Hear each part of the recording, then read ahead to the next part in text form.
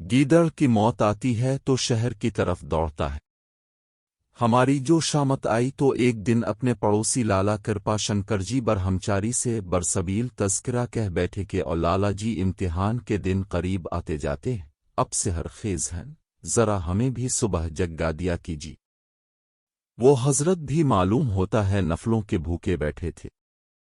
دوسرے دن الفاٹیتی ہی انہوں نے ایشور کا نام لے کر ہمارے دروازے پر مکہ بازی شروع کر دی۔ کچھ دیر تک تو ہم سمجھے کہ عالم خواب ہے، ابھی سے کیا فکر، جاگیں تو لاہور پڑھ لیں گے، لیکن یہ گولہ باری لمحہ با لمحہ تیز ہوتی گئی، اور صاحب جب کمرے کی چوبی دیواریں لرزنے لگیں، سراہی پر رکھا گلاس جلترنگ کی طرح بجنے لگا اور دیوار پر لٹکا ہوا کیلنڈر پنڈولم کی طرح ہلنے لگا تو بیداری کا قائل ہونا ہی پڑا۔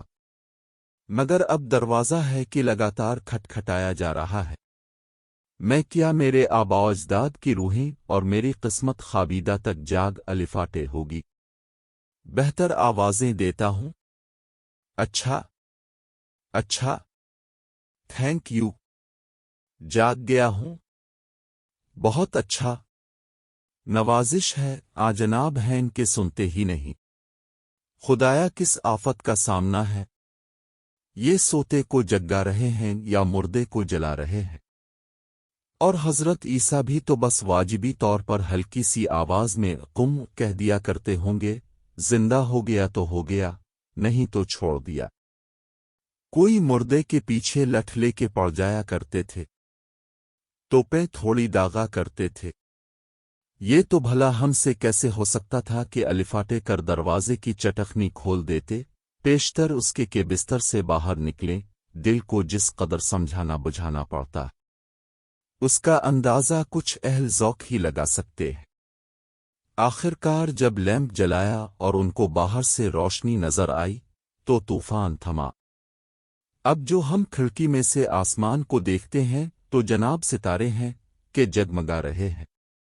سوچا کہ آج پتہ چلائیں گے یہ سورج آخر کس طرح سے نکلتا ہے، لیکن جب گھوم گھوم کر کھڑکی میں سے اور روشندان میں سے چاروں طرف دیکھا اور بزرگوں سے صبح کاذب کی جتنی نشانیاں سنی تھیں، ان میں سے ایک بھی کہیں نظر نہ آئی تو فکر سی لگ گئی کہ آج کہیں سورج گرہن نہ ہو۔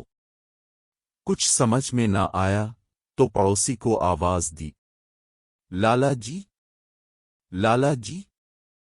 جواب آیا، ہوں۔ میں نے کہا آج یہ کیا بات ہے، کچھ اندھیرا اندھیرا سا ہے۔ کہنے لگے تو اور کیا، 3 بجے ہی سورج نکل آئے۔ 3 بجے کا نام سن کر ہوش گم ہو گئے، چونک کر پوچھا، کیا کہا تم نے؟ 3 بجے ہیں؟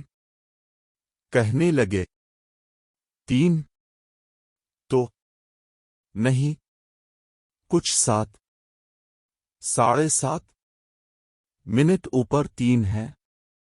میں نے کہا، ارے کم بخت، خدائی فوجدار، بدتمیز کہیں کہ میں نے تجھ سے یہ کہا تھا کہ صبح جگا دینا، یہ کہا تھا کہ سرے سے سونے ہی نہ دینا۔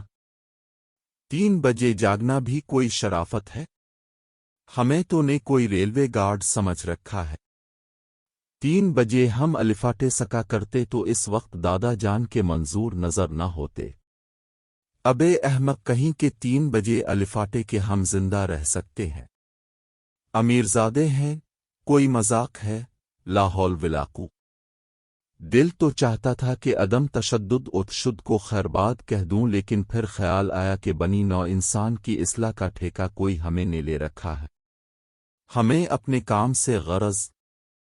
لیمپ بجھایا اور بڑبڑاتے ہوئے پھر سو گئے، اور پھر حسب معمول نہایت اطمینان کے ساتھ بھلے آدمیوں کی طرح اپنے 10 بجے الفاٹ ہے، 12 بجے تک منہ ہاتھ دھویا اور 4 بجے چائے پی کر ٹھنڈی سڑک کی سیر کو نکل گئے۔